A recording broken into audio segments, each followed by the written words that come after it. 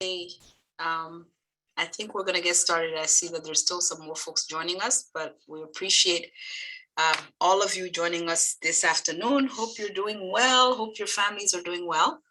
Um, this is a session on health and safety and with a specific emphasis on contact tracing. I'm joined today by my great colleagues. Let me just briefly introduce them, and then we're going to jump right in. I think many of you may know me, but I'm Fantav. I'm the Vice President of Campus Life and Inclusive Excellence here at American.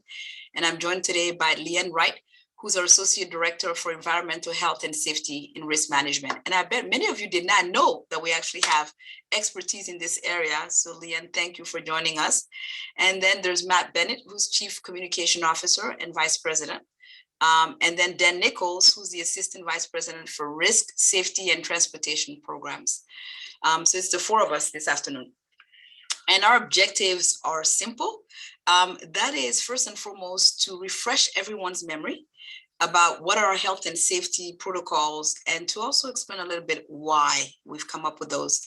And then to really spend a bit more time to walk you through the process of what you may expect when we have a COVID positive infection, so that you know what you can expect in terms of communication, what the next steps look like, particularly behind the scenes. So it's to lift the curtains, as I often say, so that you understand that there's no magic here. There's a lot going on behind the scenes, but it's important for all of us to be on the same page. First and foremost, let me just say this. It is so wonderful to be back on campus. As someone who's been coming to campus pretty much every week, it has been incredibly lonely, and it goes without saying that some of our folks never left campus. Many of them were here every single day. But it is wonderful to be able to run into colleagues and to see also the students back, and to see the quad finally being the kind of vibrant quad that I'm used to. And so it is great to have folks back. And yes, we're in a hybrid mode. And yes, classes have started, and I know many services are virtual. And so it is a different world from 2019, but it's good to know that we're moving forward. In relations to health and safety, Matt, maybe we can put up this first slide. I want to explain how we've been going about this, because I think it's important for you all to understand our philosophy around health and safety. We're approaching our response to COVID from what I would describe as a layered approach, but with taking into account the different levels of risk, and trying to make sure that we're mitigating for as much risk as possible. And I'll talk about that a little bit more throughout the presentation. And so what is the layered approach? You all are aware of the fact that we have vaccinations. It is required for anyone with campus presence, but it's also required for any university-sponsored activities.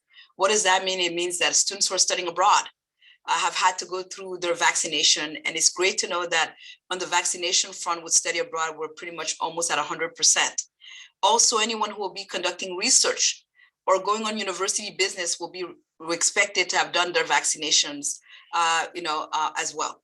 So vaccinations, we all agree, was the first step. And as a matter of fact, I went back and looked at the Chronicle, because now there's over 800 institutions that now have a requirement for vaccine.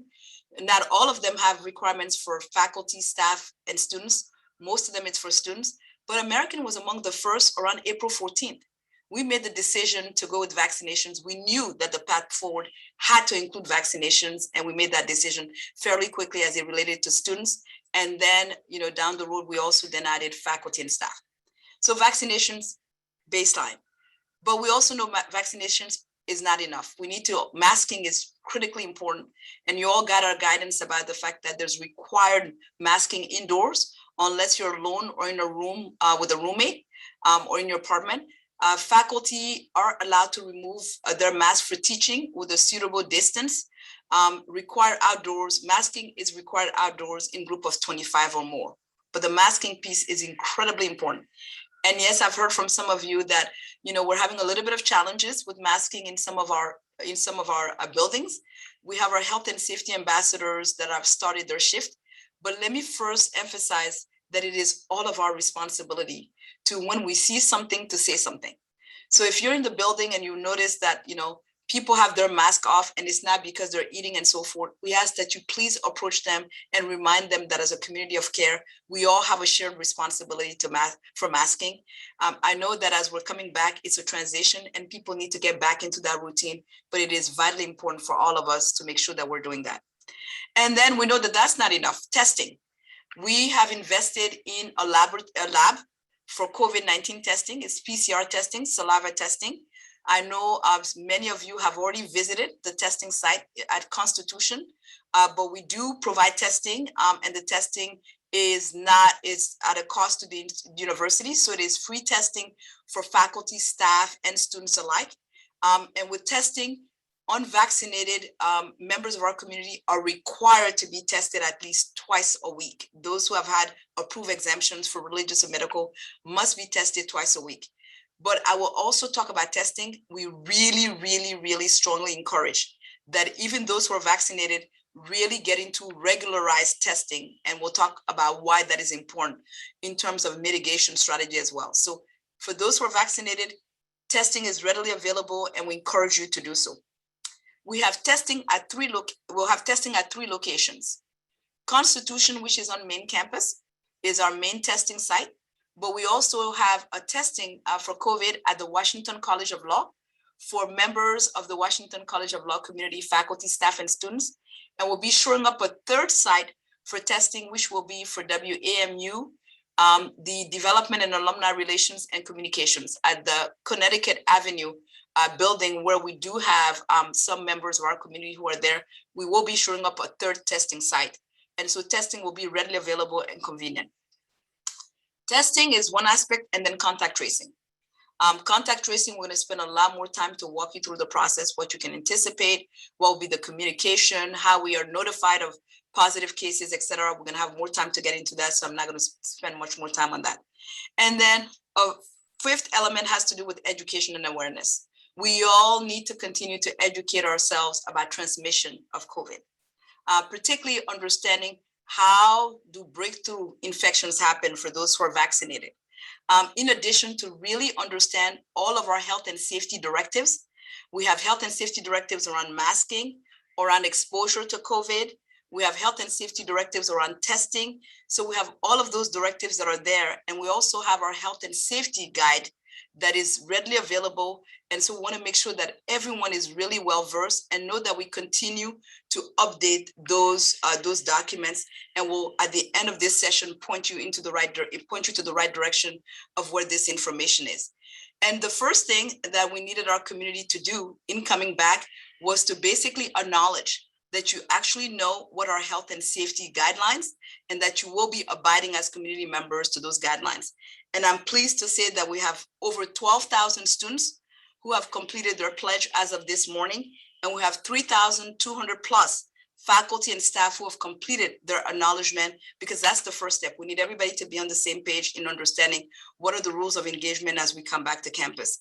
And we will continue to do a series of educational, put out a series of educational materials through social media and other avenues, including, every other Monday newsletters that come out from President Burwell and others as well. So those are the key things that are in place: vaccination, masking, testing, contact tracing, education, and awareness. With that said, I want to update folks on where we are with vaccination. And so we'll go to that slide.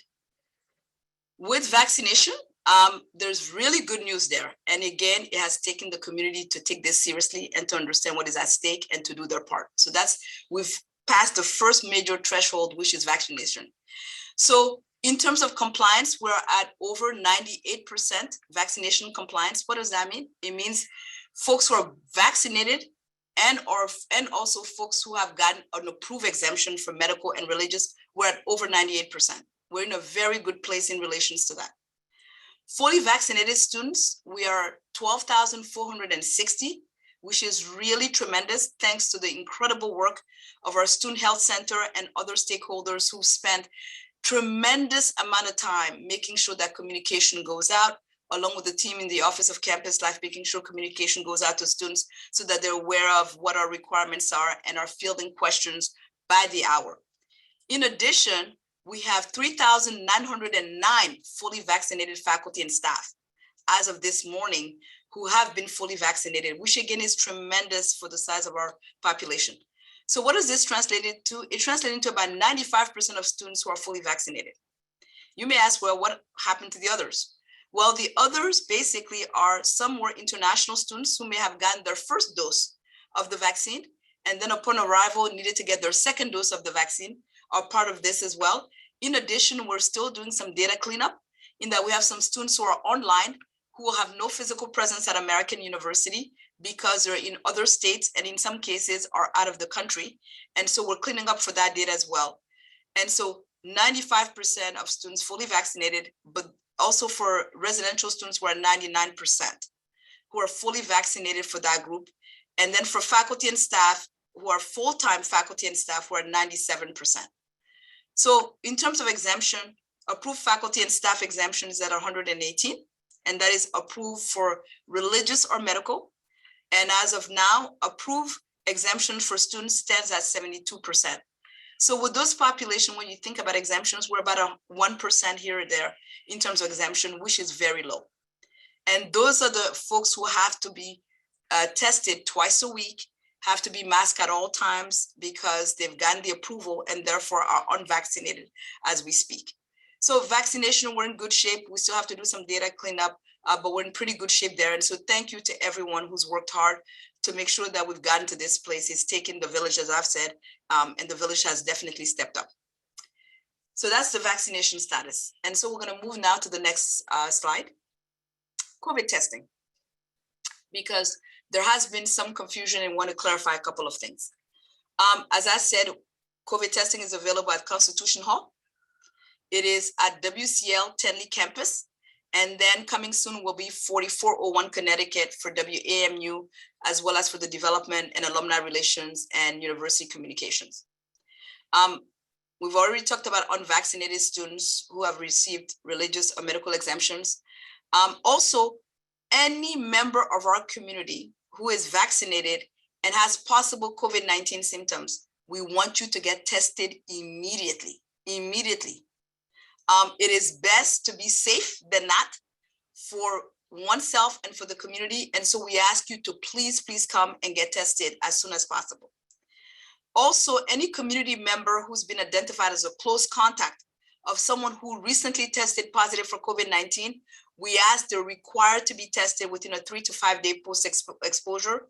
And Leanne is going to talk a bit about that, about how we notify close contacts and how we make sure that they know to come and get tested. We do communicate with close contacts, and we'll talk a little bit more about that, but we ask them to come and get tested.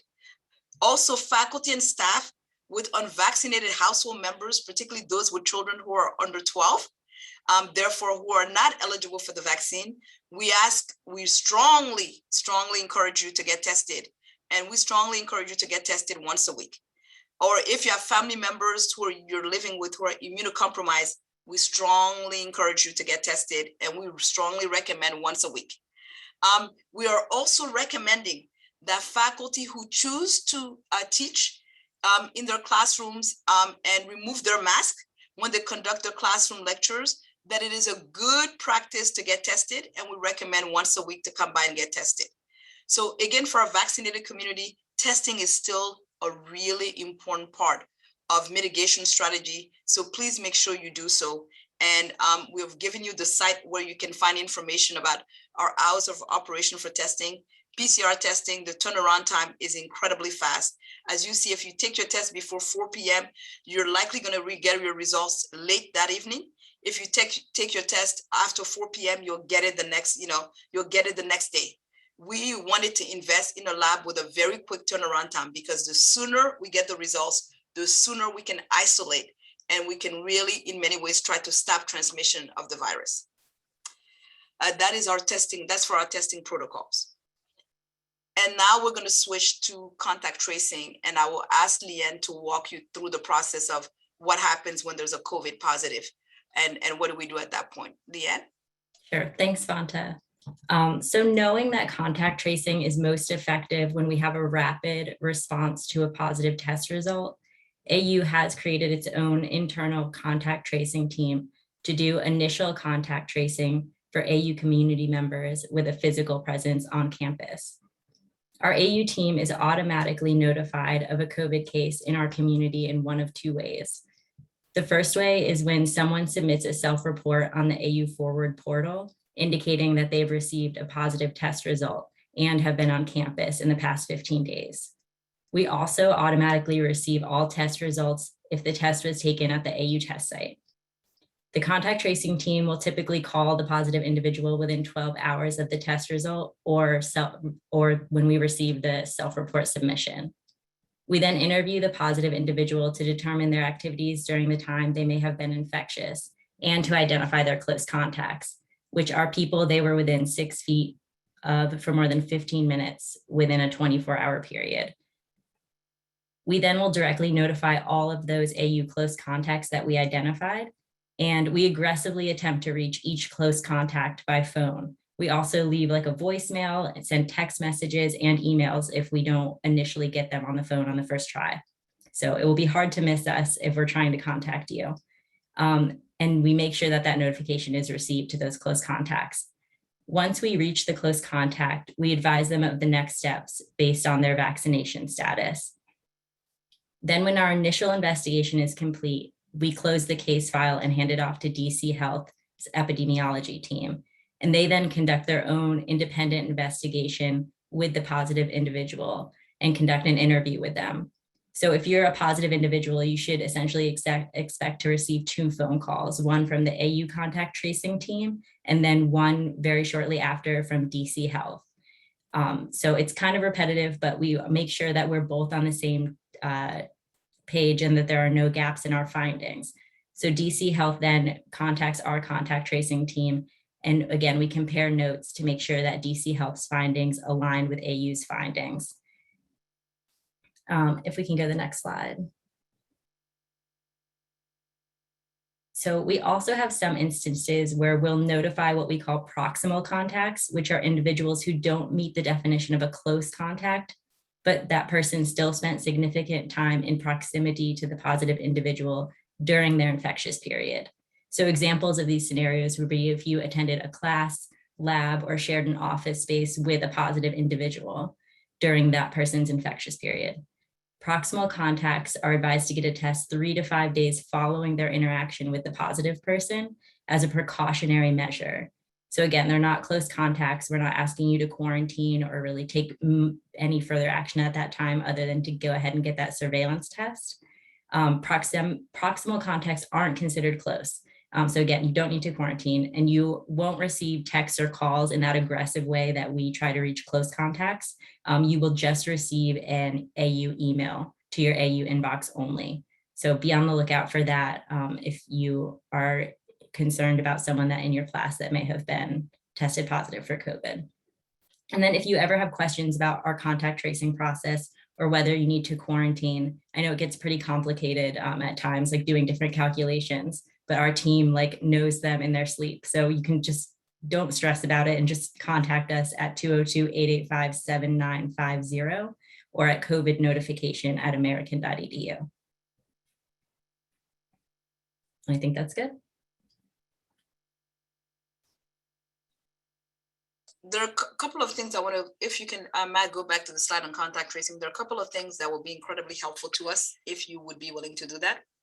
One is there's a reason why we keep pushing for testing on site, because as soon as you test on site and there's the results, Leanne team is immediately alerted and then they can immediately start the process of contact tracing. Whereas if you don't do the testing with us, you need to do the self-notification as soon as possible. So that's one thing that we advise, and this is one of the reasons why we advise to continue to make sure we do testing on site. The second thing is every single one of us, as particularly faculty and staff, but also students, please make sure on the portal that you have your updated cell number. That's incredibly important because as Leanne indicated, when we're doing contact tracing of close contacts and of the individual, we will be communicating by email, we'll be communicating by text, and we'll be calling you. And so the more you can make sure that you have as much of an updated phone contact, the better that would be so that the contact tracing team can be in touch with you as soon as possible. The other thing that I want to make sure you all remember, no news is good news.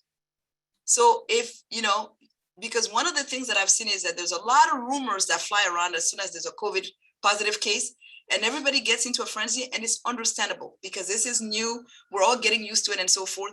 And then folks will say, but I wasn't contacted. Why wasn't I contacted? Please know that there's thorough work that is being done around this. And if you are considered close contact, you will be getting that notification and information.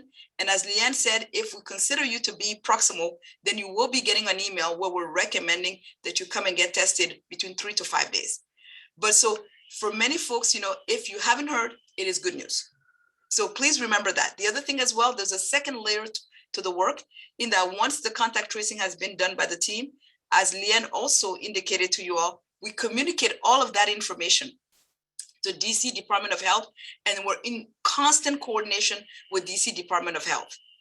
And that's another piece that I think is important for each person to remember as we kind of go through this process. And you see here, COVID notification information is readily available. I want to talk about a couple of resources and then want to jump right into questions. So Dan, Matt, Leanne, and myself can go into several of the questions you have. First is the COVID-19 resource webpage and FAQs. As we hear from you, Matt and the team continues to update that page. So please make sure that if you have questions, know that we often are refreshing that, and that's an important piece. The health and safety guide, again, continues to be updated. And as we if there's substantive changes that are made, we'll figure out other ways to communicate that to you. But the health and safety guide is really your go-to for many of the information. And we've tried to condense the information as much as we can because we don't want to overwhelm you. Then there's the communicable disease policy and health directives.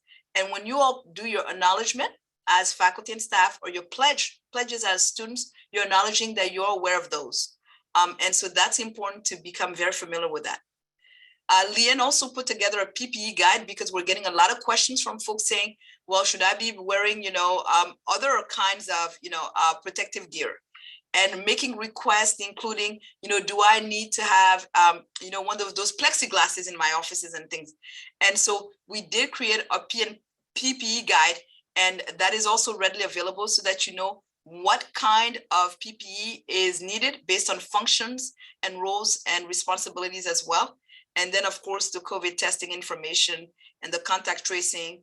We also have put out the event planning and reservation guide, thanks to our colleagues in university event scheduling, because many of you have been asking questions about, can we host event? Can we host guests? How do we reserve spaces? And we've said the first 2 to 4 weeks are really what I call the red zone for all of us.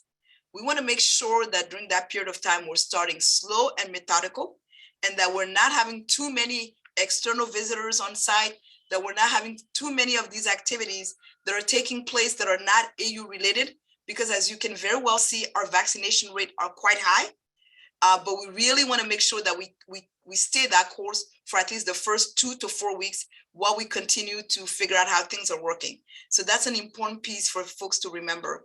And we want to make sure that, we're all aware of how those, and also we want to make sure that with the number of residential students and also with the number of commuter students who are coming to campus, we want to give priority to students for those spaces when they first get here to study, to be in community and so forth. So that's another reason why we're indicated that meetings should be really virtual, particularly staff meetings and others should be virtual so that we can really redeploy our spaces differently.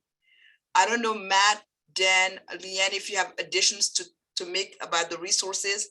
And then Matt, if you want to help facilitate the Q&A, that would be great. I just want to point out I get questions about reiteration of the contact tracing process, that contact tracing and affiliate notification document is a quick summarized 2-pager of the process that I just described. So definitely check that out if you still have questions on contact tracing.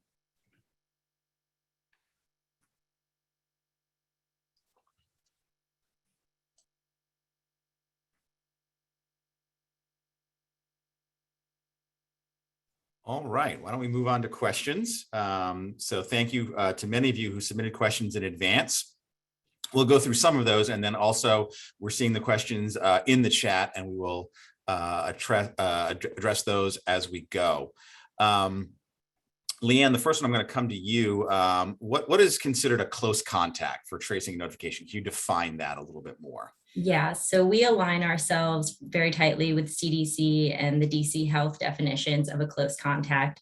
And that is someone that's within 6 feet of an infected person for at least 15 minutes over a 24-hour period. So it doesn't need to be a continuous 15 minutes, but around a 15-minute total within a 24-hour period. And that's, of course, underscoring the idea that you had that close contact during that person's potential infectious period. So, that's why it's really important to speak to the contact tracer so that we can do those calculations with the case and then walk through those certain dates with the positive individual of who they interacted with and make the judgment based on that. I sometimes also get the question as to whether incidental contact, such as passing someone in the hallway, constitutes as close contact. And the answer is no. So our main goal, I think the way to think about it, and our main goal when we do contact tracing is to identify individuals who have had a high level of exposure so that they can then monitor symptoms and take follow-up actions as needed. So it's not just someone passes you in your office or in your cubicle, et cetera. It's really those prolonged interactions that we're looking for when we conduct contact tracing. And I think the other piece, Matt, that Leanne brought up that I think is really important, because I think this is also where we're seeing some confusion. The operative word is during the infectious period. Yeah, there's actually some questions about that in the chat. So why don't we touch on that, Fanta and Leanne, the infectious period being approximately 3 to 5 days after exposure. Is that correct? No. So Okay, the infectious period for someone who tests positive is calculated by either their date of symptom onset or their positive test date, whichever one comes earlier. So we use that as the start date, and then you count backward 48 hours. So if I tested positive today but don't have symptoms, I would contact trace my activities from 2 days ago, so 48 hours ago, up until now, while I'm still considered infectious. So those are the individuals up until the time that I isolate, essentially, anyone I had contacted in that window. I think the 3 to 5 day metric, you're thinking of anyone that's the close contact. So if you are a close contact with someone who tested positive, so my husband is home, if I go have a chat with him after this and I tested positive today, he would get a test in 3 to 5 days from that exposure date. great, thank you. And this is another important piece of the 3 to 5 days, because sometimes what we see is that, someone learns and then they immediately want to go and get tested. It will not pick up because the viral load is not yet there, right? So that's the other reason why we keep talking about the 3 to 5 day window, because that's really sort of more of the incubation period. And that's another reason why we ask folks to really look at that window of time so we can make sure we really catch it at the appropriate time.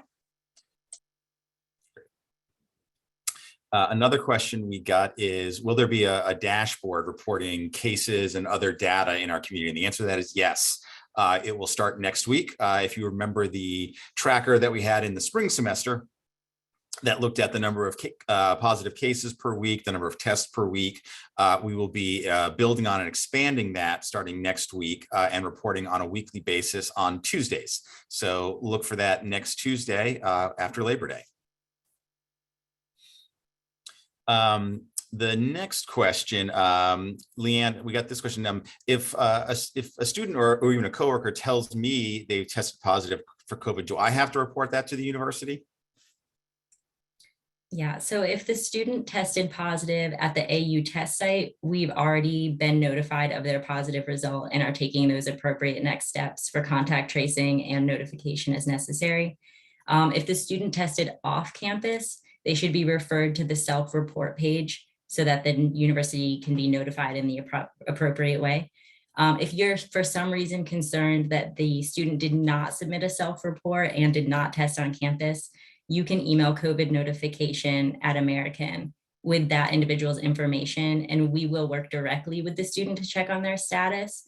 I just wanted to highlight, though, for medical privacy reasons, that instructors should not ask the student for medical documentation, such as a test result, for any excused absence or upon their return to class. So it's really, please try to put them through the COVID notification process through that self-report, or notify us if you're having any trouble doing that.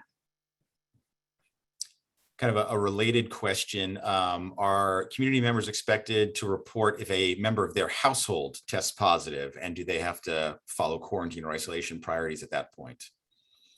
Yeah, so this gets a little bit nuanced. I will try to summarize for you, and then if this comes up, you can always contact us. You know our email and number.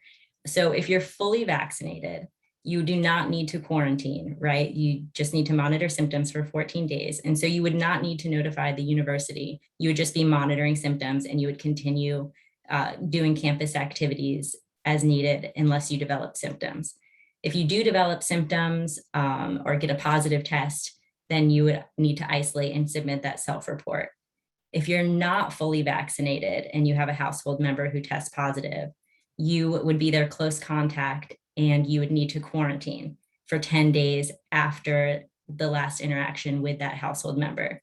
So you would need to submit a self-report to the university because you need to be in quarantine, and you shouldn't be coming to campus activities while you're in quarantine.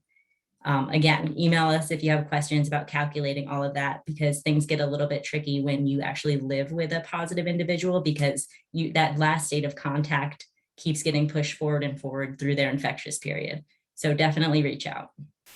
And what we're recommending is, as Leanne described, what we're recommending is, for someone who's fully vaccinated, you do not need to quarantine, but we strongly urge you to get tested. Because this was the risk mitigation piece I was talking about. That's someone who's fully vaccinated and is living with an unvaccinated list, maybe children or some other, for medical reasons, maybe a family member who's unvaccinated. If that person, does test positive, you should be self-monitoring for that period of time that Leanne talked about for the 14 days. But we are adding another layer, which is to say, please come and get tested. I think there's an additional point of clarity that got asked in the chat. So if you get contacted for the contact tracing for close contact, and you're instructed to get a test, what are you supposed to do? This is particularly applying to faculty and staff in terms of while you're awaiting results. Do you need to isolate at that point? So if you're fully vaccinated, you don't need to wait until a test result. As long as you don't have those symptoms, you just continue normal activity. And again, highlighting the very quick turnaround of the AU testing. It's overnight, essentially, like Fontaine said. If you get tested before 4 p.m., like clockwork, it comes in about 2 a.m. every morning for us. So you won't have to worry about that too much. It'll just be a few hours until you get that result. Dan, we got a question. We've gotten this in previous webinars, and I think it's important to reinforce it about, the cleaning procedures and how we're handling, both, public spaces, classrooms, offices in terms of cleaning. So thanks, Matt. We've gone back to pretty much a standard cleaning protocol. We've learned a lot since March of 2020 about how this is actually transmitted and what the protocol should be focused on. We are still doing cleaning on high touch surfaces like doorknobs and building handles, or the handles to exterior building doors, things of that nature. But the regular classroom has returned to normal cleaning. We encourage people to clean their office space as they see fit, the common areas of conference rooms or break rooms, things of that nature. But we don't have the very in-depth cleaning protocol that we had planned on having in fall of 2020. Great. There's a couple of questions in the chat. I think this is just for some clarity, and the resources that we put out in the presentation. And we'll make sure the presentation gets out to folks. And again, you can get to all of it. The easiest way is to go into the COVID resources page, american.edu/coronavirus. That's kind of the front door for a lot of these materials.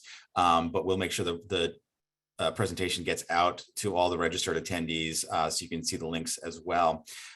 In terms of testing for vaccinated individuals, can we just kind of reiterate what we're recommending there, what's available? Can a vaccinated individual, if they've got no symptoms, no close contact, but still just want to get tested, can they do that? Yes, the answer is, if you're vaccinated, you're welcome to come and get tested. So that's number one. Number two is, if you're vaccinated and you are with unvaccinated family members, you are urged to come and get tested. If you are unvaccinated and you have symptoms, you are urged at the earliest opportunity to come and get tested. If you're vaccinated and you're teaching, and you choose to have your mask off while you're teaching and lecturing and so forth, we urge you to come and get tested as part of the surveillance testing. These are all the ways in which we see testing to be an incredibly important tool. Because here's the other thing that I'm going to say. There will be breakthroughs.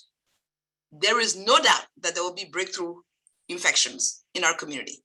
At the vaccination rate that we have, if you start seeing COVID positive, you can assume that most of those are vaccinated people. And the question that often comes to us is, well, how is that possible? I think we all know the purpose of the vaccine is hospitalization, to mitigate for hospitalization. Very severe illness are the pieces that the vaccination has really is incredibly, effective for. But here's a couple of the things that we're seeing, particularly with breakthrough infections. It is being around unvaccinated young people, right? We're seeing some patterns there. It is that person who, is vaccinated but decided to go to a large gathering and let their guards down. They didn't mask, and they were maybe in a bar for a couple of hours, and everybody's shouting and everybody's looking at a game and everything that's going on in close proximity to everybody else. So we will see breakthrough infections. So that's the other reason why, Matt, when we look at the dashboard, for Leanne and I, who are in the middle of this on a daily basis, it is not the breakthrough infections that is our major concern. Our major concern is, how do we stop transmission? That's why we have contact tracing. That's why we have the testing. But more importantly, out of our community, how many end up with hospitalization or are very sick? That is the different threshold from where we were in 2020 when we first started with COVID. Great, thank you. We got a couple of questions in the chat about the vaccination status and the process that was gone through to verify vaccination. Fanta, can you just give folks the reminder about how we went about tracking vaccinations, verifying vaccinations, and how that has been managed at the university level and at the department level? I will talk about that. And I think also based on the number of times this has come up, I think a subtext of that is called trust within community. So let me just be very transparent about this trust issue that I see often in communities. Students had to upload their documents. So students, in addition to indicating that they've been vaccinated, had to show their documents that they've been vaccinated with our student health center. Faculty and staff had to complete an attestation, and in completing the attestation had to certify that they've gotten their first dose and indicate the date and the vaccine that they received, and then second dose and the date and the vaccine that they received for their second dose. They did not have to show proof of vaccination. Now, I'm going to say this because I've said this before, but I'm going to say this again.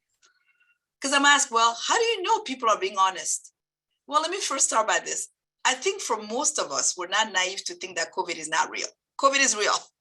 I think we've listened to the news, we've seen what the issues are. And so to me, the idea that, you'd have a good number of people who would try to fake that, to me, I think is always troubling. And maybe as someone who's been in this community long enough, really believe that people care about their own personal health and the health of others. And then for the second part of, could there be someone who may not have been indicating in attestation something that's truthful? That may very well be the case. But from where I sit, it would be so small a number. And again, as we've seen with COVID, there are consequences to if you expose yourself in different ways. And if we do find that someone falsified that information, there are repercussions for that. And through human resources, we have, through the directives, we've clearly outlined that the university has the ability to take action and around conduct for in those cases. And so that's pretty much where we are with that. But the same token, I've also said again, for those members of our community who are unvaccinated, this is not the time or place for judgment, because there are myriads of reasons why that may be the case, and the university goes through an approval process. So someone can put in an exemption. It doesn't automatically means that it's been approved. It has to go through the approval process. So that's another thing that we want to kind of remind people about as well. But yes, It was an attestation for staff and faculty. Students had to show that they actually have the vaccination card as well. Great, thank you. There's a couple of testing questions that have come through. First is, what is the form of the test? And it is a saliva-based PCR test.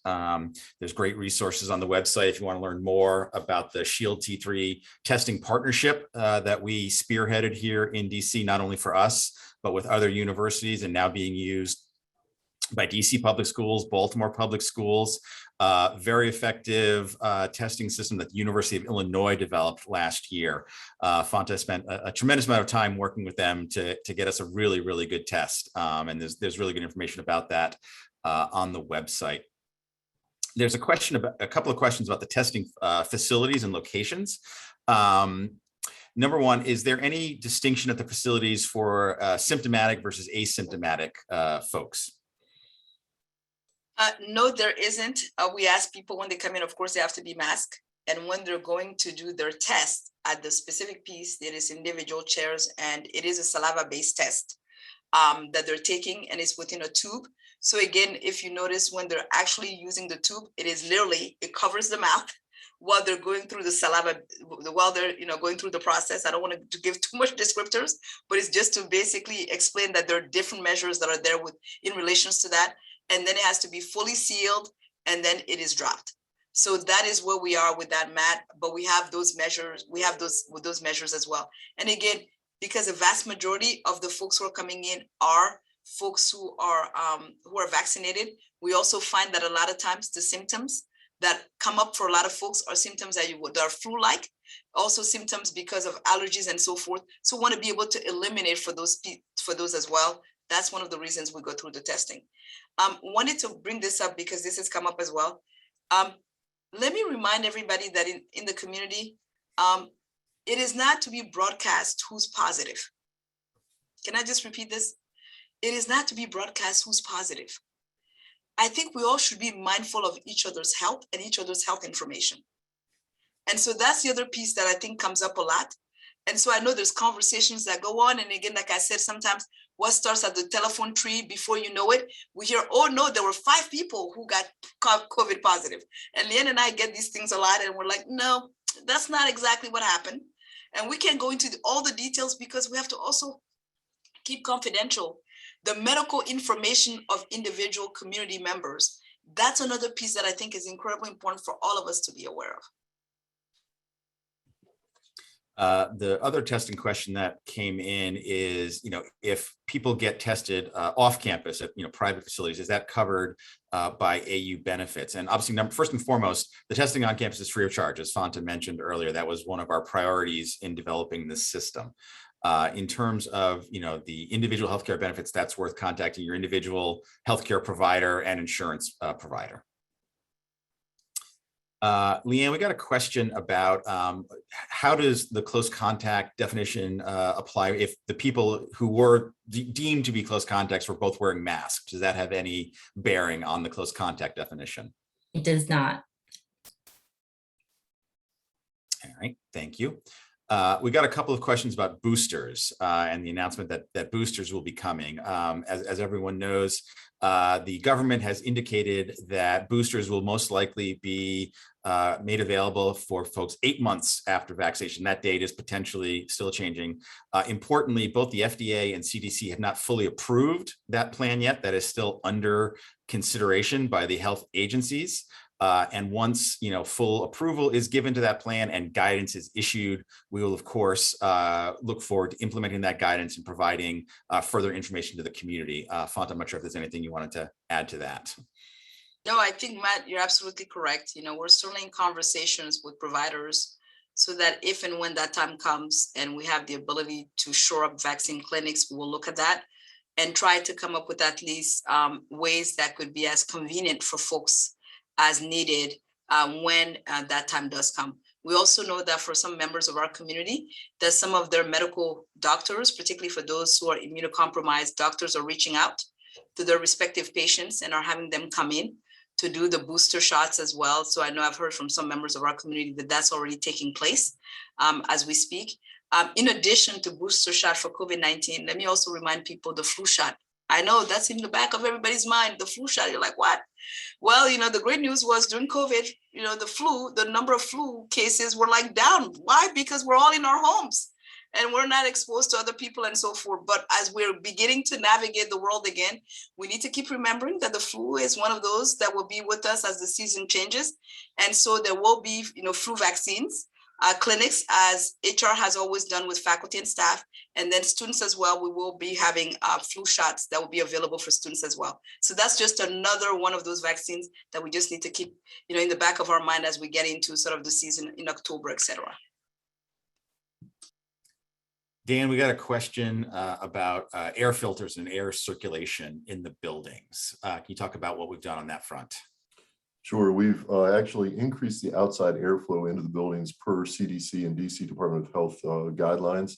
And we've also replaced and upgraded all of the filters in all of the buildings as well to meet the new CDC and DC Department of Health standards. Those filters are checked and replaced routinely as well. Great, thank you. Just going through the additional questions here in the chat. We've covered most of them. I'm trying to make sure we're not missing anything. Thank you again for everyone for submitting them. I'm just scrolling through to make sure we haven't missed any. There's obviously there. Go ahead, Dan. Now, while you're looking at that, I just want to remind everybody regarding the testing locations. I forgot to mention that we do have an environmental cleaning service that cleans the testing locations as well as the student health centers. So those have very rigorous, very high standard cleaning protocols in place. We've gotten some questions about, the hybrid working environment and things like that. And, while we could talk about that at a high level here, it's really best to speak with your manager about, the hybrid work environment in your individual department or unit. And also HR is, of course, the best resource on that.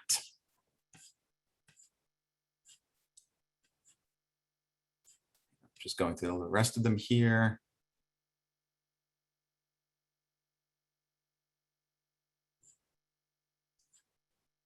Fanta, we got a question about physical distancing and why there are not specific requirements around that right now. Great question, Matt. And there's two reasons for that. One, again, you saw the vaccination rate for our community. And you've seen CDC and others, the whole physical distancing piece has come up. And Ian certainly has much more expertise than I do. Masking is much more effective. And this is one of the other reasons we keep talking about masking, particularly indoors. And by the way, for those who are outdoors, nothing says you can't mask while you're outdoors, by the way. And I often say, and I think many people have seen me outdoors. You've noticed when I'm, either by myself or with a small crowd, I may not have my mask on, but as soon as I see a gathering, my mask is back on. Those are decisions that we have to make for ourselves. And we really do want to make sure everybody takes the agency to do that. And yes, some people may look at you and say, well, you don't have to mask. Those are personal choices that you're making, and it's important. But physical distancing, given the vaccination rate that we have in our community and so forth, it is really about masking. And that's one of the key pieces of mitigation that we want to make sure people really implement and really implement well. We've got a couple of questions about, what would happen in a more severe situation if we get a large number of cases. How would we handle, some kind of larger scale outbreak? I will reiterate what President Burwell said in the community webinar about 10 days ago now, that based on the health conditions we are in now, and most importantly, as Fanta has said throughout today's conversation, based upon the vaccines and our high vaccination rates, there is a incredibly low probability of the nation, a city, or the university returning to the lockdown status that we had at the outset of the pandemic. That was a much different environment where we did not have the tools that we have now to manage the risk of COVID-19. And as we talked about in the presentation, our layered approach is designed to do just that, mitigate risk to the best possible ability. Our high vaccination rates, our masking requirements, our testing program, and our contact tracing are all designed to keep our community as safe as possible. We will, of course, continue to follow the science, to follow the guidance from CDC, DC Health, and the other appropriate agencies. But we have the tools to safely conduct classes, working environments, and all the activities that we have on campus that fulfill our mission. So while we are prepared to take any steps that may be necessary should the conditions change, and obviously if there is a new variant that is vaccine resistant, that's a situation that is completely different and that will be treated as such.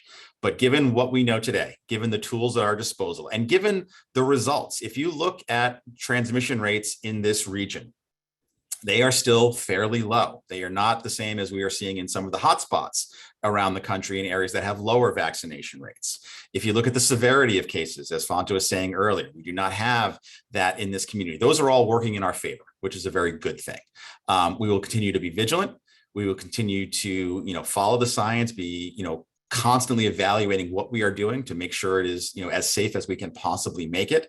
But our goal and our intention is to continue to operate in person in fulfillment of our residential mission. Fonto, I'm not sure if there's anything you wanted to add to that. I think, Matt, you really did cover that. And I think the only other thing I will add to this that I think we'll all agree on is that we all have an incredibly important role to play in the health and safety of our community. We really do.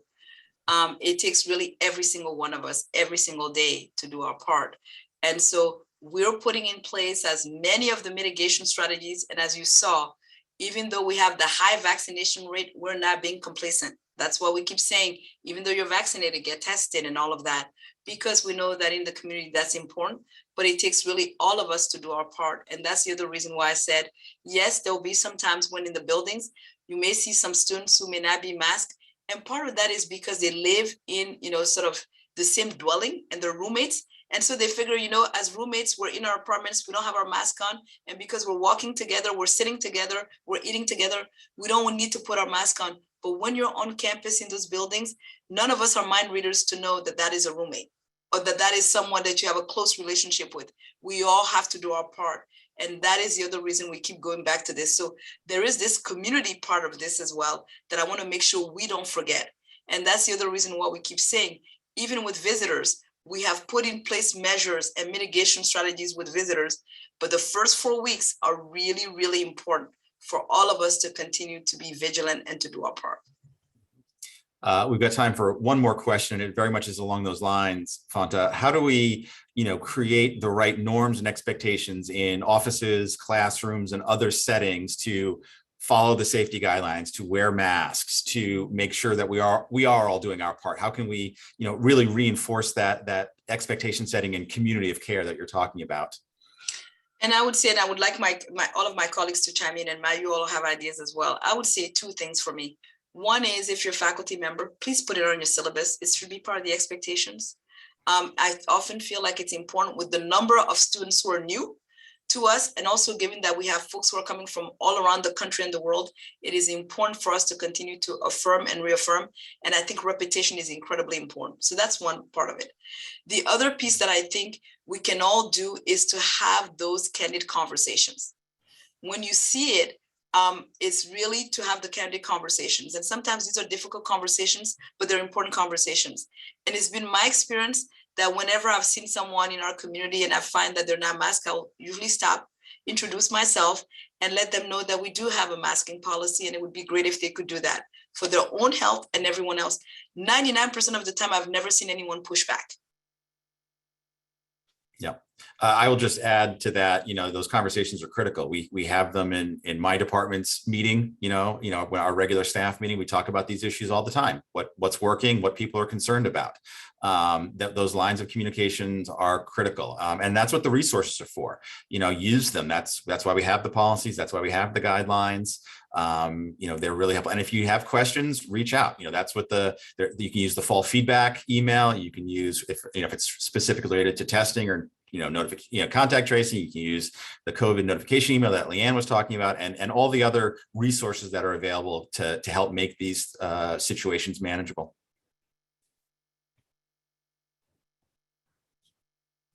Well, I want to thank everyone for submitting the questions. We got to many of them. We of course can't get to all of them. As Fonta said earlier, we regularly update the FAQs on the website. So continue sending them in. That fall feedback at american.edu email is a great place to send questions, and we'll update as many as we can. And Fonta, I will turn it over to you to close us out. No, thank you. Thank you, everyone. Once again, thank you We know that these are challenging times, and we know that there's still quite a bit of anxiety there. It is very normal as we continue to watch what's happening around the country. We know that the pandemic is not behind us, that is very much with us. But we also know that as a community, one of the things that we have to work through is how do we live with COVID? What does that look like? And knowing that it's going to be a work in progress. And so one of the things that we commit to is that we are not afraid to continue to enhance our risk mitigations as we move forward. We're in constant communication with the consortium of universities. We're leveraging all the resources that we have within the city, but also with other colleagues around the country.